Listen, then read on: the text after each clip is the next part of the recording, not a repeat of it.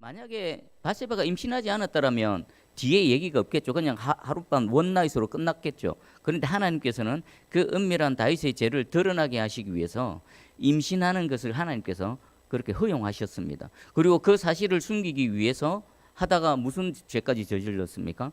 중신 우리아를 죽이는 죄까지 저질렀습니다. 그리고 다윗은 그 과부가 된 바세바를 자신의 왕궁으로 불러들여서 자신의 아내로 삼았습니다. 그리고 잘 끝났습니다. 아무도 모릅니다. 누가 이 사실을 알까요? 다윗 자신과 그리고 요압이 약간 눈치는 챘지만 명확한 증거가 없지 않습니까?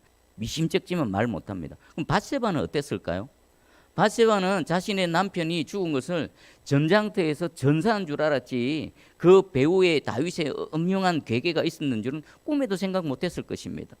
과부인 자신을 불러서 왕의 아내로 삼아준 것에 대해서 어쩌면 고마워했을 수도 있습니다. 그러니까 아무도 모르죠. 다윗만 알고 있는 겁니다. 그러니까 끝나버립니다. 세상에서는 어떻습니까? 11장 끝에서 그냥 끝나버립니다. 그런데 이 사건은 끝나지 않았습니다. 인간이 끝났다라고 하는 그 지점에서 하나님이 움직이기 시작합니다. 왜 그럴까요? 11장 마지막이 어떻습니까? 그 일이 여호와 보시기에 악하였더라. 하나님 보시기에 악한 것은요, 반드시 하나님께서 손을 대시고요, 하나님의 공의로 다루어 가십니다. 다윗은 아마 편안했겠죠. 그럼 11장 끝하고 12장 1절하고는요 시간 간격이 얼마나 될까요? 지금 뒤에 내용을 보면 그 밧세바와 다윗 사이에 난 아이가 태어나자마자 죽게 됩니다. 그러면 10개월 정도 되겠죠. 모르긴 몰라도 한 9개월에서 10개월 사이가 될 겁니다. 그러면 이 9개월과 10개월 사이는 무슨 기간이겠습니까? 하나님은 뭐하고 계셨을까요? 다윗은 뭐하고 있었을까요? 아마 잘 해결됐다, 편안한 마음으로 그냥 잘 지냈을 것입니다. 그런데 하나님은요, 그 기간에 안타깝게 다윗을 바라봤을 것입니다. 다윗이 보통 사람이 아니지 않습니까? 얼마나 하나님께서 다윗을 기뻐하셨고 사랑했습니까? 하나님의 시선은요, 안타깝게 그 9개월, 10개월의 다윗을 바라봤을 것입니다. 뭐 하기를 바라시면서요? 자신의 죄를 깨닫고 하나님 앞에 나와 먼저 회개하고 하나님 앞에 자복하는 것. 그런데 안타깝지만 하나님께서 기다리셨는데 다윗은요, 그냥 편안하게 마음이 완악해져서 무뎌진 이 타락한 심령으로 계속 살아가고 있습니다. 하나님은요, 그런 다윗을 내버려 두지 아니하시고 나단 선지자를 보내십니다. 자, 만약에 하나님께서 나단 선지자를 안 보내시면 다윗은 어떻게 됐을까요? 사는 동안은 마음은 편했겠죠. 야, 일이 잘 해결되어졌다.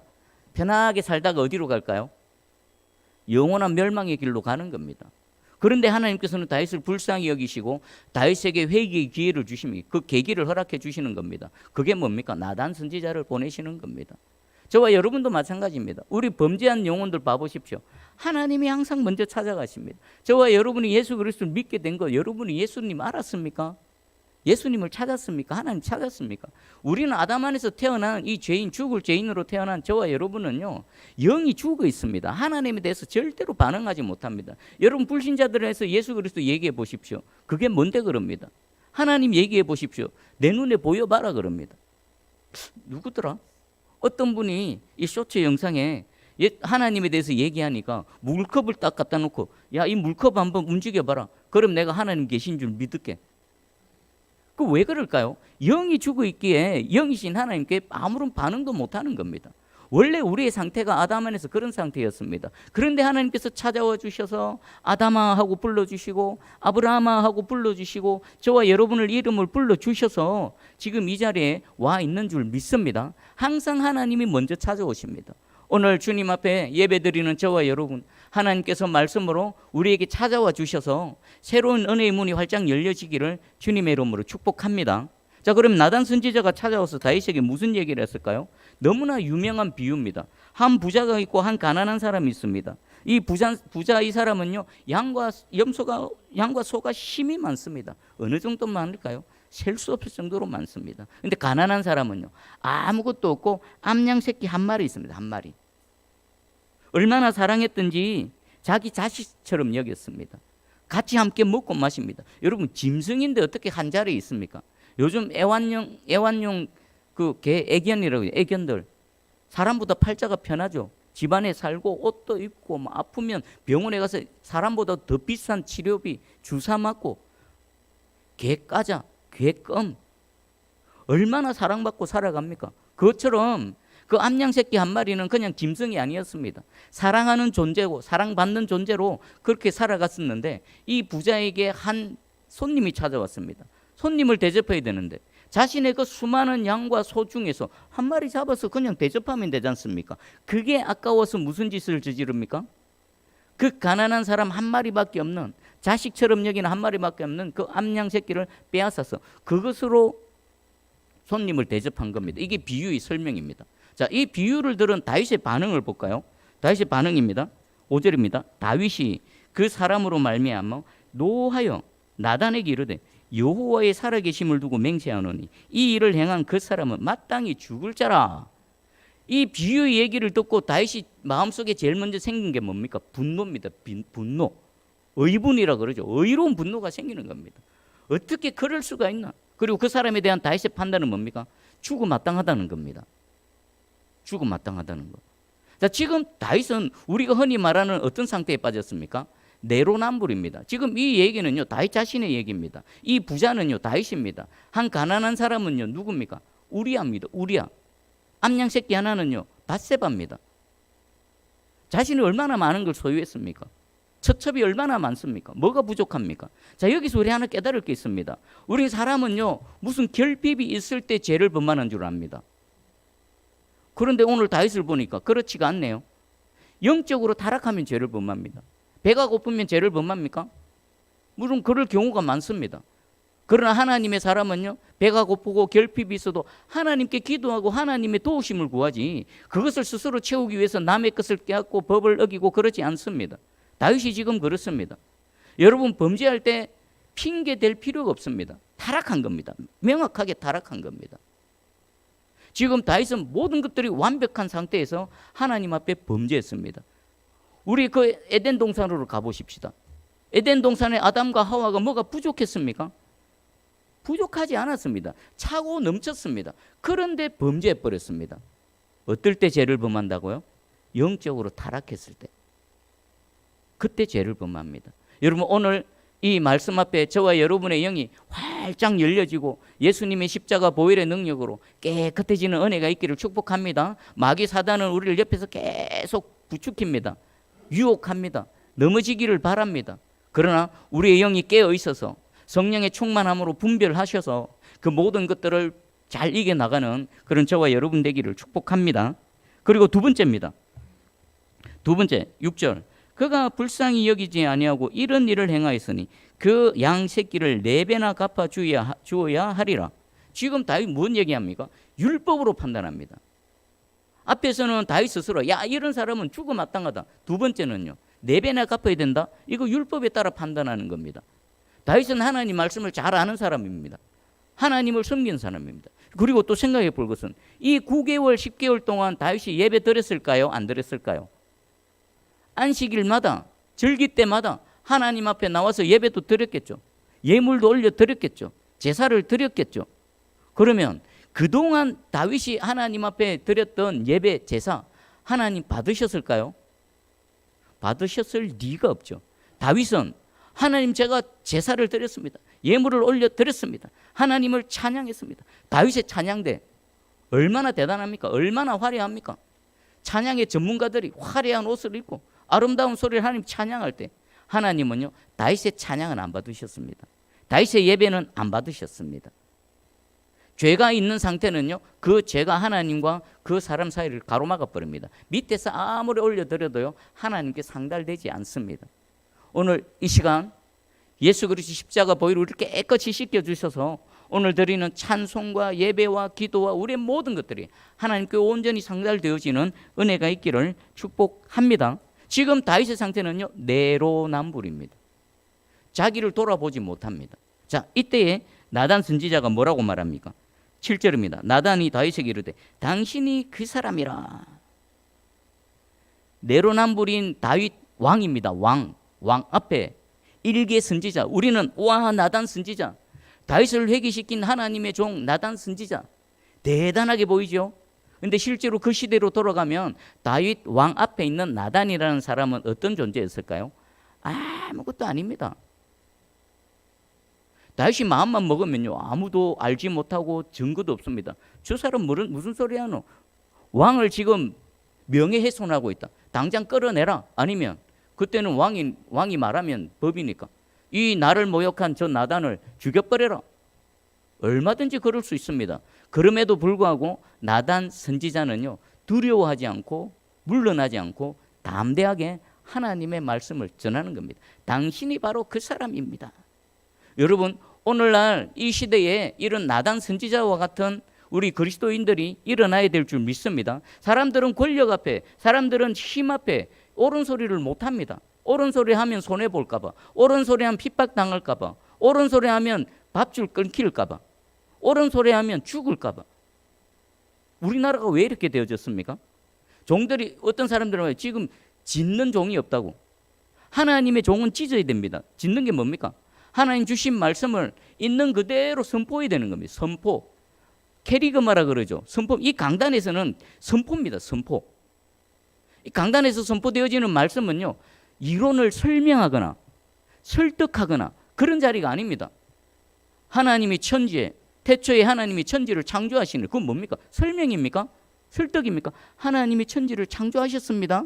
좀 믿어주세요. 하늘과 달과 별을 보세요. 아닙니다. 일방적으로 선포해버립니다. 믿고 안 믿고 그것을 받아들이고 받아들이지 않고는 여러분 각자의 몫인 것입니다. 오늘날 이렇게 하나님의 말씀을 담대하게 선포하는 그런 종들, 또 국가의 지도자, 국회의원, 판사, 검사, 이런 사람들이 없으니까 우리나라가 이렇게 망가져가는 겁니다. 그리고 우리 개개인도 마찬가지입니다. 여러분, 성도 한 사람 한 사람이 예수님 말씀하셨죠. 옳은 것은 옳다 그러고 아닌 것은 아니오라. 여기서 지나치면 다 죄니라. 적어도 오늘 말씀 앞에 있는 저와 여러분은 나단 선지자와 같은 이런 주님의 영성으로 하루하루를 주님의 거룩함을 나타내며 하나님의 옳은 길로 걸어가는 우리 모두 되기를 축복합니다. 나단 선지자는 그 사람이 당신이라 하고 나서 하나님의 말씀을 쭉 설명합니다. 볼까요? 7절 중반절부터 읽어드릴게요. 이스라엘의 하나님 여호와께서 이와 같이 이르시기를 내가 너를 이스라엘 왕으로 기름 붓기 위하여 너를 사울의 손에서 구원하고 내 주인의 집을 내게 주고 내 주인의 아들들을 내 품에 두고 이스라엘과 유다 족속을 내게 맡겼느니라. 만일 그것이 부족하였을 것 같으면 내가 내게 이것저것을 더 주었으리라. 하나님께서 다윗에게 이미 베풀어 주신 은혜를 다시 한번 언급하십니다. 너 원래 그 이새의 막내 아들로 목동이었잖아. 목동. 아무도 기대하지 않고 너 인생 자체도 소망 없었잖아. 그냥 내버려뒀다면 평생 그냥 목동으로 살다가 죽을 인생인데 내가 너를 이쁘게 귀하게 여겨서 머리에 기름을 붓고 이스라엘 왕으로 삼아주고 너의 주인의 모든 것들 다 내게 주고, 그리고 주님 말씀하시죠. 뭔가 부족하였을 것 같으면 내가 이것도 주고 저것도 주고 다 주었을 것인데 왜 그랬느냐는 것입니다. 자, 이것이 하나님의 마음입니다. 여러분, 오늘 이 말씀을 통해 나를 향한 하나님의 마음, 우리를 향한 하나님의 마음이 깨달아지는 은혜가 있기를 축복합니다. 우리는 항상 뭔가 결핍 속에 살아갑니다. 이것도 부족하고 저것도 부족하고. 그때 어떻게 하면 됩니까? 하나님 뭐라고 말씀하십니까? 내게 구하라는 겁니다. 다윗아, 너가 뭔가 부족했으면 내게 구하면 되지. 그러면 내가 채워줬을 건데 왜 그 부족함으로 인해 범죄함 현장으로 달려가 버리느냐. 여러분, 뭐가 부족하십니까? 하나님 말씀하십니다. 이것도 주고 저것도 주는 내게 구하라는 하나님의 음성을 들으시고요, 여러분 부족하고 결핍한 것을 모든 것들을 채워주시는 하나님께 믿음으로 간구하는 이 시간, 그리고 간구한 모든 것들을 또 은혜로 받는, 누리는 저와 여러분 되기를 축복합니다. 그리고 결정적인 말씀입니다. 우리 9절과 10절을 한번 읽어보겠습니다. 9절 10절 시작. 그러한데 어찌하여 내가 여호와의 말씀을 업신여기고 나 보기에 악을 행하였느냐? 내가 칼로 햇사람 우리아를 치되 암몬 자손의 칼로 죽이고 그의 아내를 빼앗아 내 아내로 삼았도다. 이제 내가 나를 업신여기고 햇사람 우리아의 아내를 빼앗아 내 아내로 삼았은즉 칼이 내 집에서 영원토록 떠나지 아니하리라 하셨고. 아멘. 여러분, 다윗이 어디에서 무너졌을까요? 우리는 흔히 말합니다.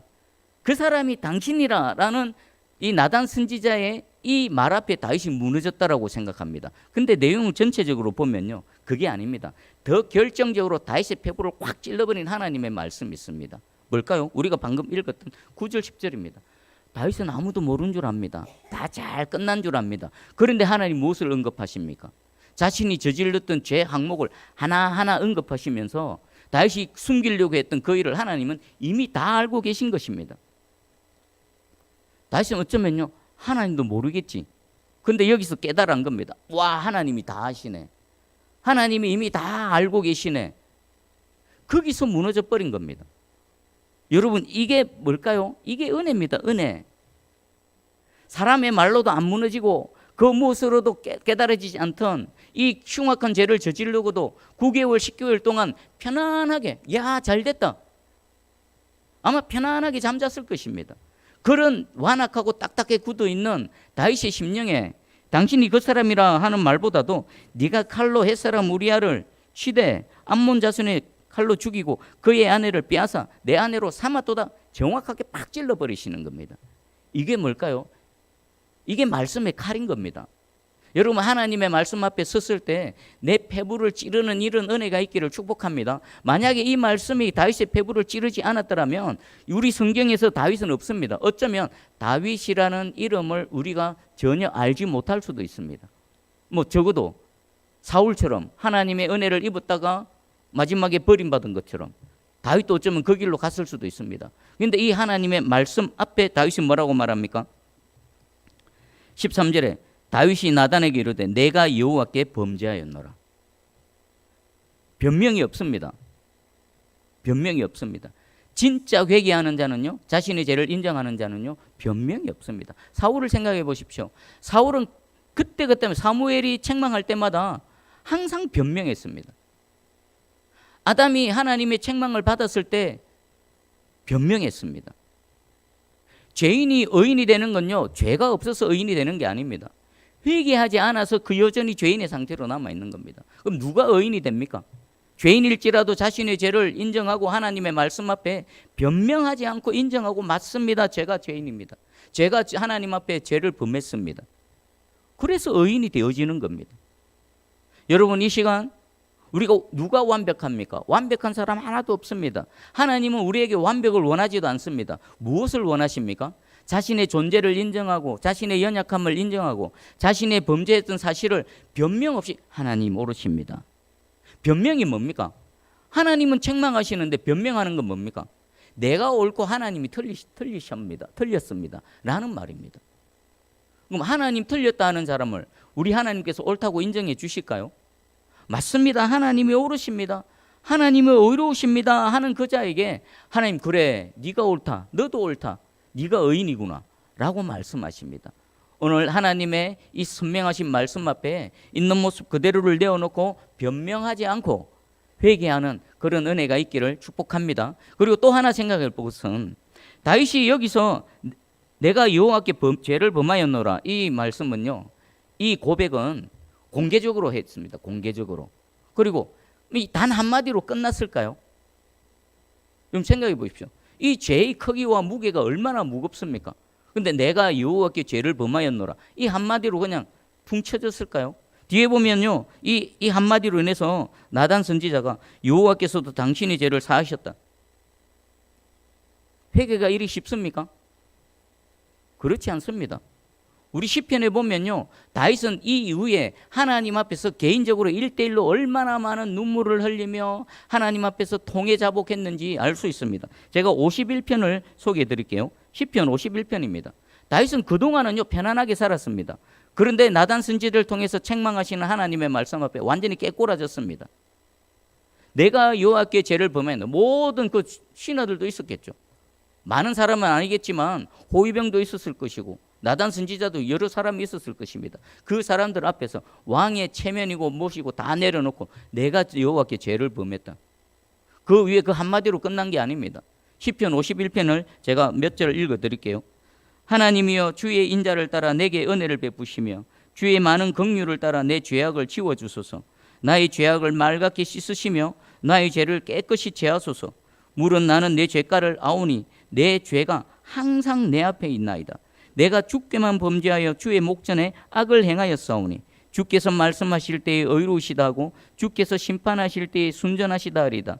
내가 죄악 중에 출생하였으며 어머니가 죄 중에서 나를 잉태하였나이다. 보소서 주께서는 중심이 진실함을 원하시오니 내게 지혜를 은밀히 가르치시소서. 우슬초로 나를 정결하게 하소서. 내가 정하리이다. 나의 죄를 씻어주소서. 내가 눈보다 희리이다. 이 뒤에 수많은 눈물의 탄식이 있습니다. 여러분, 우리는 회개를 너무 쉽게 생각합니다. 다윗이 말한 내가 여호와께 죄를 범하였노다 이것만 생각합니다. 시편에 이 외에도 51편 외에도 이 여러 하나님 앞에서 눈물을 흘리며 눈물로 침상을 띄우며 내 뼈가 상하며 이런 수많은 회개, 하나님과 1대1로서의 회개의 시간이 있었습니다. 여러분, 진정한 하나님의 이 회개의 영이 임하셔서 그냥 요 한마디로 끝나는 것이 아니라 하나님 앞에서 통해 자복하고 이러는 시간 가운데 내 속에 뭐가 생깁니까? 죄를 미워하게 되고, 죄가 얼마나 나를 비참하게 하고, 죄가 하나님과 나 사이를 얼마나 망가뜨리는지, 그러면 이런 진실한 회개의 과정을 거쳤다면 이전에 지었던 죄를 다시 반복할까요? 반복하지 않습니다. 다윗의 인생 이후에는요, 두 번 다시 이런 일이 없습니다. 여러분, 저와 여러분의 하나님 앞에서의 회개가 그냥 말 한마디 퉁치고 지나가는 것이 아니라 정말 가슴을 찢고, 그래서 성경에는 많잖아요. 너 옷 찢지 말고 네 마음을 찢어라. 정말 가슴을 찢고 하나님 앞에서 그 죄로 인해서 탄식하고 슬퍼하며 죄를 미워하며 하나님의 은혜를 구하는 그런 저와 여러분 되기를 축복합니다. 그러면 이 다윗이 회개하기가 쉬울까요? 여러분, 그 현장으로 한번 가보십시다. 왕인데 진짜 회개하기가 쉬웠을까요? 쉽지 않습니다. 오늘 한번 봐보십시오. 부모가 자녀를 책망해도 자녀들이 그 말에 머리를 숙이고 내가 잘못했습니다. 회개합니다. 그럽니까?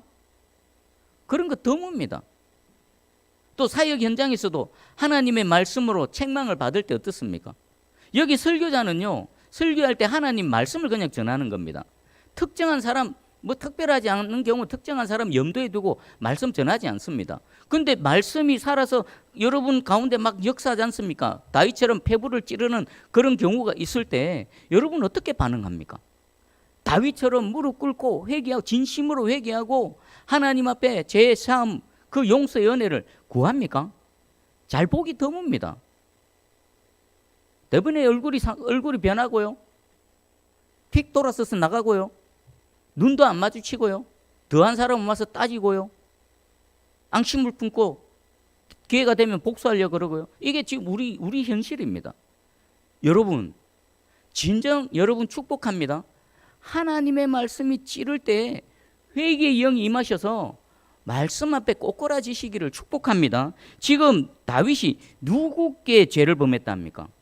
내가 우리아에게 죄를 범했다, 밧세바에게 죄를 범했다라고 말하지 않습니다. 내가 여호와께 죄를 범하였다. 이게 무슨 의미입니까? 나단 선지자의 입에서 나오는 말이 사람의 말이 아니라 누구 말로 받아들인 겁니까?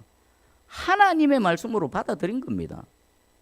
다윗이 영적인 감각이 없으면요, 나단 선지자 당장 죽여버려라, 내쫓아버려라 이랬을 것입니다. 그러나 이 다윗의 위대함이 여기에 있는 겁니다. 왕인데 얼마든지 마음대로 할 수 있는데 그 하찮은 한 사람, 나단이라는 사람의 입에서 나오는 그 음성이 하나님의 음성인 줄 알고 거기서 바싹 무릎을 꿇는 겁니다. 여기서 다윗의 인생이 새롭게 변화되어지는 겁니다. 만약에 이 과정이 없으면요, 다윗은 죽는 겁니다. 죽는 거. 그리고 또 하나 생각해 볼 게 있습니다. 다윗에게 하나님께서는 칼이 내 집에서 영원토록 떠나지 아니하니라. 그리고 11절에서 12절에서 하나님께서 다윗 인생 가운데 무슨 일을 행하실지, 어떤 심판을 행하실지 하나님 말씀하십니다. 잘 들어보십시오. 여호와께서 또 이와 같이 이르시기를, 보라, 내가 너와 내 집에 재앙을 일으키고 내가 내 눈앞에서 내 아내를 빼앗아 내 이웃들에게 주리니 그 사람들이 내게 아내들과 더불어 백주에 동침하리라. 다윗이 범했던 동일한 그 심판을 다윗 인생 가운데 하나님께서 허락하시는 겁니다. 그러니까 하나님은 심은 대로 거두게 하시고요, 행한 대로 갚으시는 하나님입니다. 이게 공의의 하나님입니다. 다른 건 뭡니까? 다윗은 은밀하게 행했지만 하나님은 이 일을 백주에 모든 사람들이 다 알 수 있도록 드러나게 하신다는 겁니다. 그리고 실제로 하나님의 이 심판의 말씀은요, 다윗 인생 가운데 그대로 드러나요. 암몬과 다말의 사건, 그것으로 인해서 압살롬이 형인 암논을 칼로 죽이는 사건, 그리고 압살롬이 반역해서 그 아버지 왕을 죽이려고 했고 수많은 이 전쟁의 사건. 만약에 다윗이 여기서 회개하지 않았다면 어땠을까요? 여호와께서도 당신의 죄를 사하셨나니 당신이 죽지 아니하려니와. 이런 하나님께서 이미 선포하신 그 말씀은 다윗 인생 가운데 그대로 일어났습니다. 그런데 하나님의 은혜, 죄사함의 은혜가 다윗을 지키시고 보호하셨습니다. 만약에 다윗이 회개하지 않았다면요, 이 말씀 이대로 진행되다가 어떤 과정 속에서 아마 아들인 압살롬의 손에 죽임을 당했을 것입니다. 여기 중요한 영적인 원리가 있습니다. 하나님의 말씀은 일단 선포되어지면요, 그대로 진행됩니다. 네가 그 선악과 나무 열매를 먹을 때 반드시 죽으리라, 반드시 죽게 되어졌습니다. 그런데 하나님의 은혜가 그 죽게 되어진 상황 속에서 지키시고 보호하셔서 인류가 지금 여기까지 온 겁니다. 복음이 여기까지 전해진 겁니다. 다윗 역시나 마찬가지입니다. 칼이 내 집에서 영원히 떠나지 아니하리라, 이 말씀 앞에 통해 자복하고 회개했더니 그 일은 그대로 진행되어지는데 대신에 회개한 자에게 어떤 은혜를?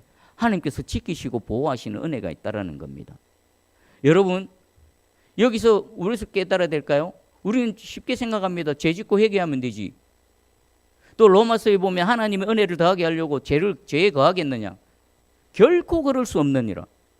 이 한 번의 죄가 다윗 인생을 얼마나 망가뜨렸는지, 하나님 비록 그 생명은 지켜주셨지만 그 인생이 얼마나 비참해졌는지, 이 일로 인해서 자녀들 간에 얼마나 많은 피를 흘리고 이스라엘 같은 동족들 간에 얼마나 많은 피를 흘리게 되어졌는지, 다윗은요 아마 이 이후에도 피눈물을 흘리면서 자신의 이 한 번의 범죄에 대해서 하나님 앞에서 눈물을 흘렸을 것입니다.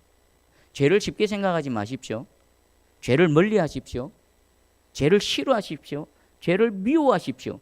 죄가 다가오든 도망치시기를 주님의 이름으로 축복합니다. 그럼 마지막 하나만 살펴보겠습니다. 다윗이 여기서 회개를 했죠. 그럼 회개하는 시점을 한번 생각해 보겠습니다. 만약에 다윗이 12장으로 넘어오기 전에 그 9개월, 10개월 사이에 문득 자신의 죄가 깨달아지고 하나님 앞에 무릎을 꿇고 지금 회개했던 것처럼 동일한 회개를 했었다라면 다윗의 인생은 어떻게 되어졌을까요? 12장으로 넘어오기 전에 회개를 했다라면 12장에 있는 하나님의 이 경고의 심판의 메시지가 선포되어지지 않았습니다. 그렇다면 이 일이 일어나지 않고 하나님의 용서하심의 은혜를 분명히 입었을 것입니다. 그런데 안타깝지만 하나님의 책망을 듣고 하나님의 심판의 메시지가 선포되고 난 이후에 회개했는데 생명의 구원은 받았지만 이 말씀대로 다윗 인생 가운데 그대로 집행이 되어지고 실행이 되어진 겁니다. 그리고 또 하나 경우 수가 있겠죠. 여기서도 회개하지 않았다면 어떻게 될까요? 하나님의 심판이 그 메시지가 다윗 인생 가운데 막 집행이 되겠죠. 난리가 나겠죠. 자녀들까지 서로 싸우고 죽이고 아들이 막 반란을 일으키고, 그러는 중에 회개를 해도 하나님은 생명을 지키시고 보호해 주셔서 구원의 은혜를 베풀어 주시겠죠. 이게 세 번째 경우입니다. 이 세 번의 기회도 놓쳐버리고 끝까지 회개하지 않으면요, 어느 시점에 죽임을 당하겠죠. 그럼 제가 지금 여러분에게 전하고자 하는 메시지는 뭡니까? 동일한 회개를 해도 언제 회개하느냐에 따라서 저와 여러분의 인생이 완전히 달라진다는 것입니다. 여러분 축복합니다. 여러분 이왕 회개하시려거든 11장과 12장 사이에서 하나님 앞에 무릎 꿇고 회개하는 은혜가 있기를 축복합니다. 적어도 우리는 어디에서 말씀 앞에 회개하는 겁니다. 말씀 앞에. 적어도 말씀 앞에서 무릎 꿇고 회개해서 죄사함의 은혜를 잊고, 비록 여러 가지 어려운 일들이 일어날지라도 오히려 그 과정 속에서 하나님의 지키심과 하나님의 보호하심의 은혜를 입는 그런 저와 여러분이 되기를 축복합니다. 가장 베스트는 뭡니까? 11장, 12장 사이인 겁니다. 하나님이 선지자를 보내시기 전에, 책망하시기 전에 회개의 영이 임하셔서 하나님 앞에 무릎 꿇고 회개할 때 다윗의 인생에 이 12장 이후에 여러 가지 참혹하고 비참한 일은 분명히 안 일어났을 것입니다. 이 은혜가 저와 여러분, 또 우리 새순교회, 나아가서 지금 한국교회와 또 나라와 민족 위에 동일하게 임하기를 주님의 이름으로 축복합니다.